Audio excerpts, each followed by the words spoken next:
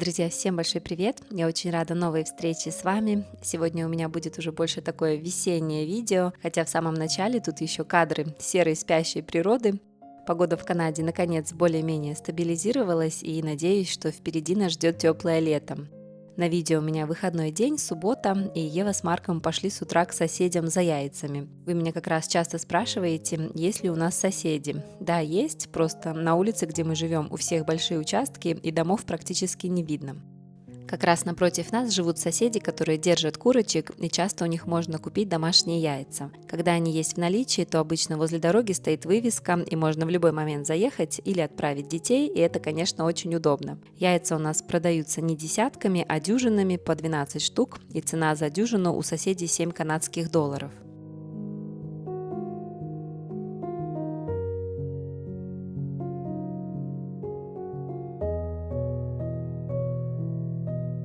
Как только у нас в Онтарио потеплело, то начались дожди, и природа проснулась практически за одну ночь. Кажется, спать пошли, земля была еще серая, утром проснулись, а она уже вся зеленая.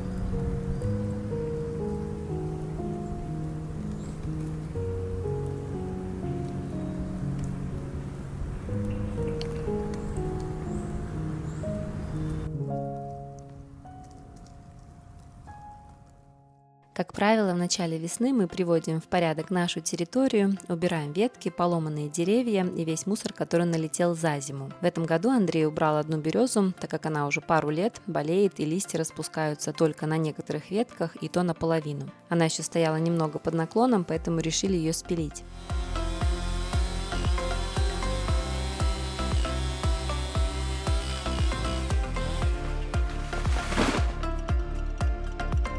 Я уже как-то говорила, что в Канаде строгие законы на вырубку деревьев, но на своем участке можно убирать деревья, если вы используете их для собственных нужд, например, для отопления дома дровами.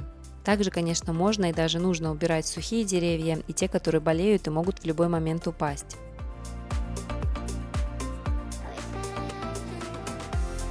В тот день нам еще привезли мелкий щебень для того, чтобы освежить и привести в порядок нашу дорогу от заезда к дому.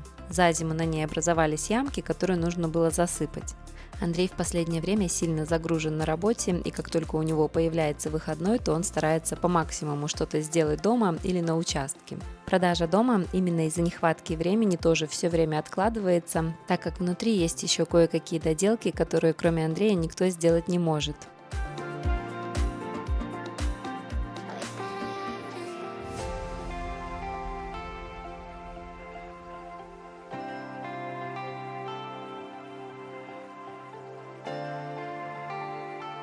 Заказали мы целый грузовик, 22 тонны щебня, и за все заплатили почти 1000 канадских долларов.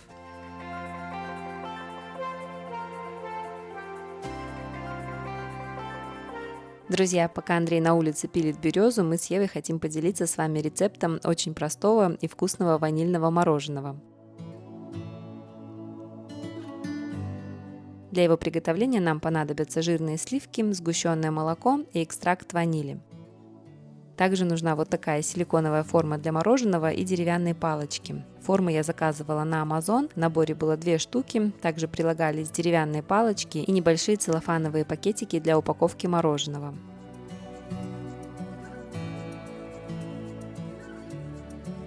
В чашу сначала выливаем жирные сливки и взбиваем их до стойких пиков.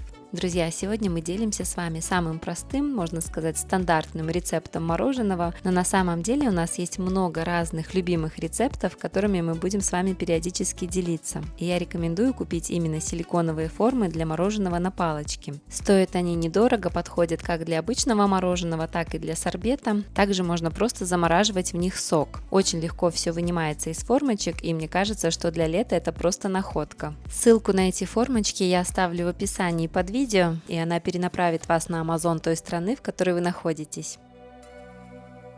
Дальше в сливки добавляем сгущенное молоко, экстракт ванили и опять все немного взбиваем.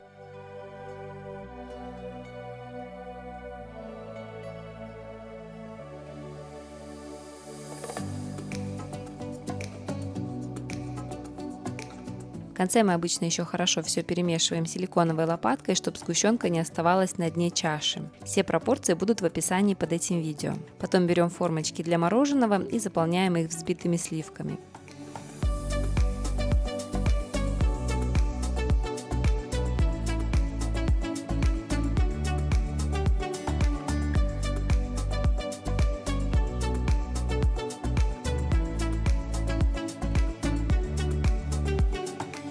Вставляем деревянные палочки и убираем форму на 4 часа в морозилку.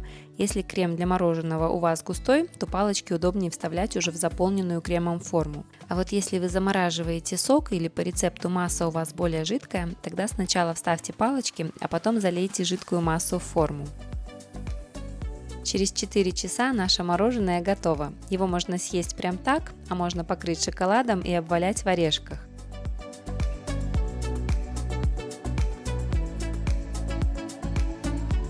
Для этого нам понадобится шоколад и любые измельченные орехи.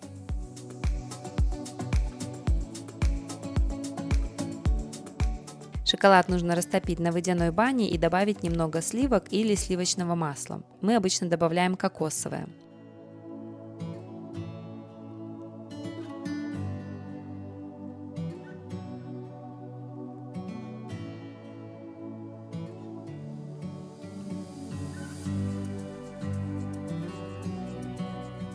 Растопленный шоколад переливаем в стакан, по одному опускаем в него мороженое, обваливаем в измельченных орешках и кладем мороженое в форму, застеленную пергаментной бумагой. Форма должна быть такого размера, чтобы поместилась в морозильную камеру.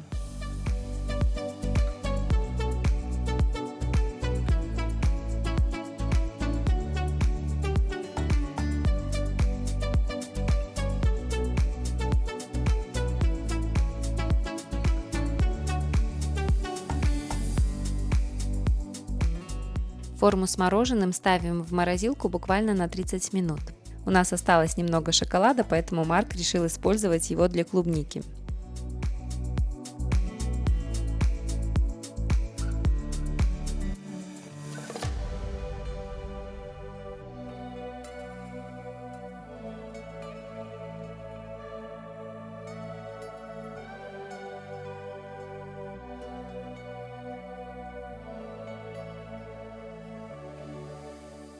Через полчаса Ева достала готовое мороженое и разложила его по пакетикам, которые пришли вместе с формочками.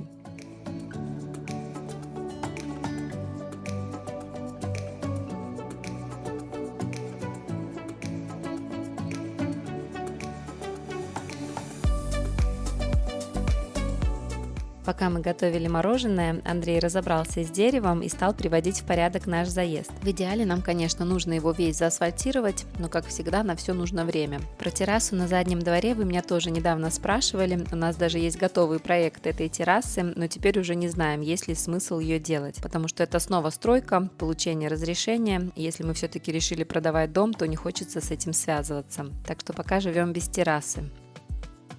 В тот день нам еще с Amazon привезли посылку. Еве пришел ее любимый чай.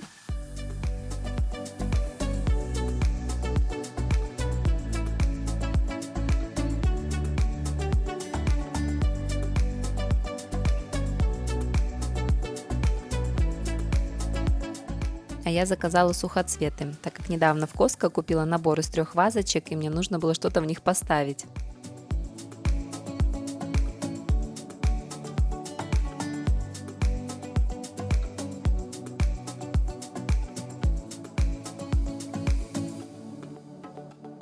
коробке было несколько видов пампасной травы и вот такие зайчьи хвостики.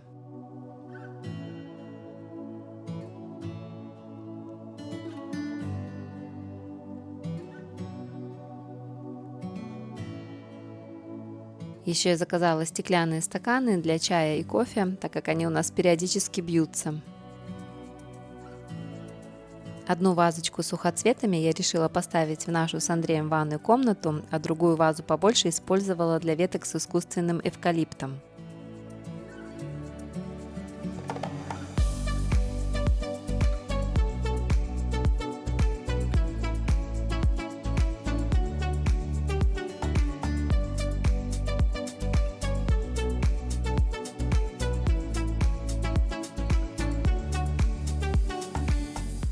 Покупала эти ветки я в Икее, и они у нас все время стояли в одном и том же месте, но недавно решила поменять их на другие искусственные цветы. Заказала их по интернету, поставила, а на следующее утро проснулась, цветов нет. Оказалось, что Ева забрала их себе в комнату, поэтому пока вернули эвкалипт на место.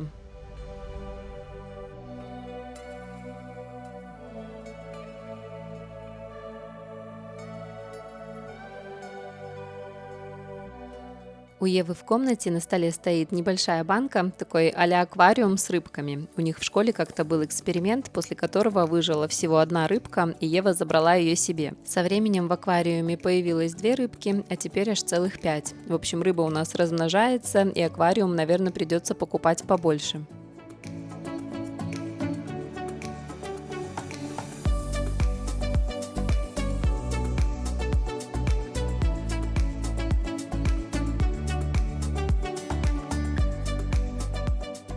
Вы, кстати, спрашивали меня вот про это растение, которое часто стоит у нас на столе. Это живое дерево, которое называется портулакария или куст слона. Покупала я его в Costco.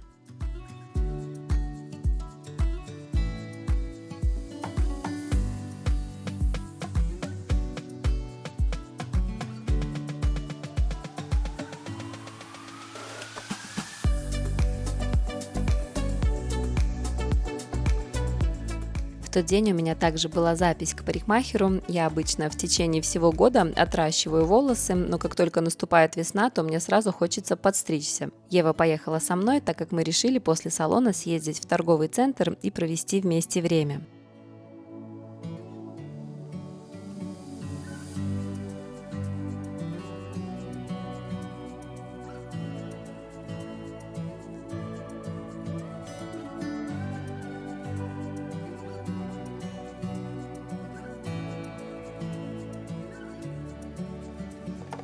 Приехали в торговый центр и первым делом пошли на фудкорт, чтобы перекусить.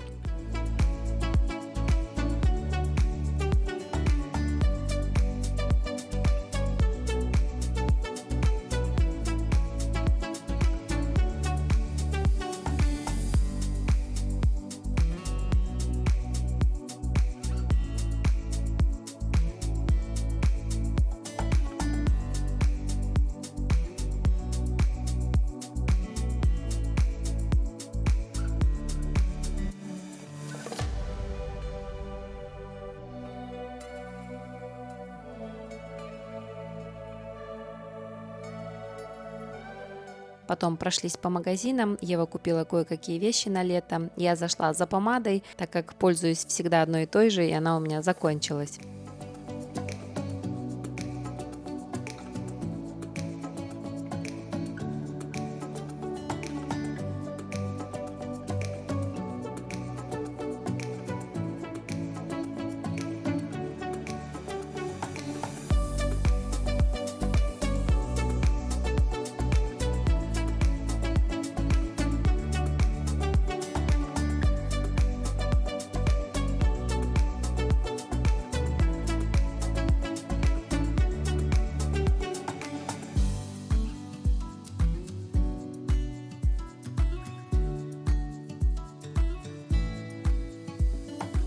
Также мы еще зашли в Зару, и я купила себе там юбку и укороченный жакет.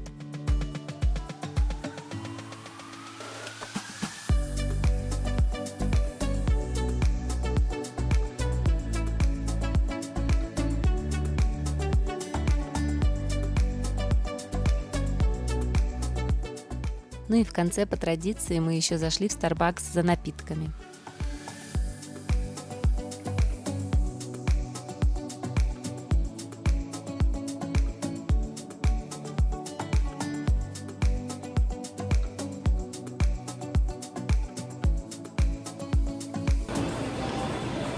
Ну что, красотка, закончился наш шопинг. Поехали. Устала? Пойдем. Пойдем.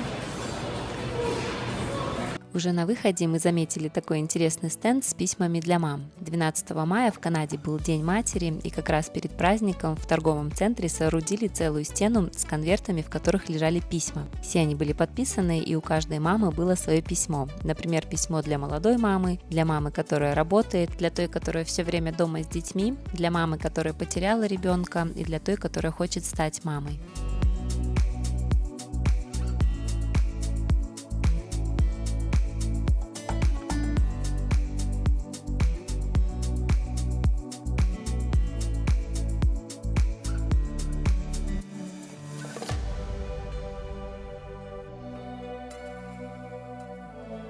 После торгового центра мы сразу поехали домой. Андрей к тому времени почти закончил приводить в порядок наш заезд. В самом конце, уже после ужина, еще Матвей ему немного помог, и в тот вечер они вдвоем все закончили.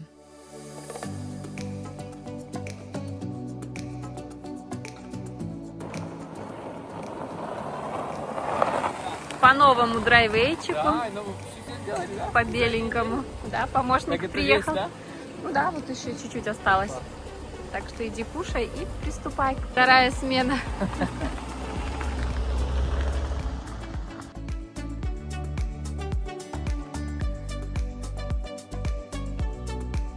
На ужин мы с Евой приготовили мясной хлеб, отварили рис и сделали свежий салат.